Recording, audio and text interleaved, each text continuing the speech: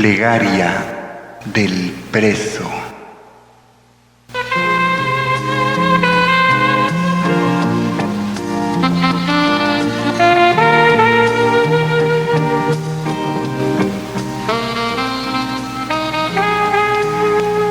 Los barrotes son fríos, las paredes hielan, las lágrimas se secan y el alma se petrifica. Señor, ¿por qué nos quitas ese don? ¿Por qué nos brindas vida sin libertad? Nuestros hijos, ¿dónde están, Señor? ¿Dónde? Si con llorar abrazarlos pudiésemos, formaríamos un mar de tanto llanto.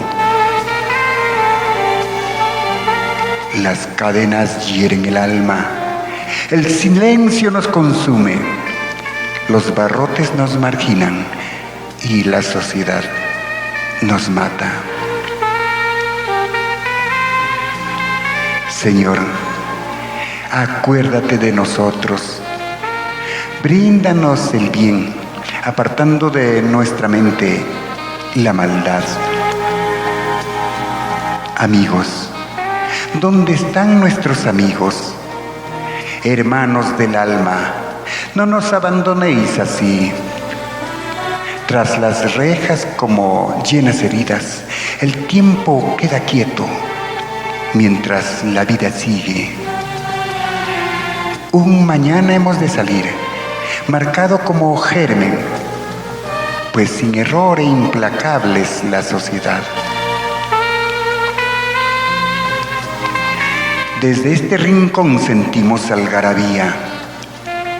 En las visitas reímos llorando interno.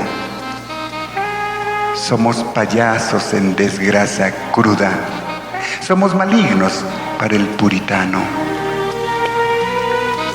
Señor, bríndanos consuelo y esperanza.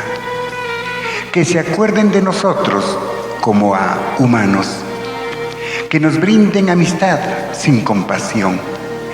Y más, danos fuerza, Señor, para aguardar y soportar estos grilletes hasta mañana.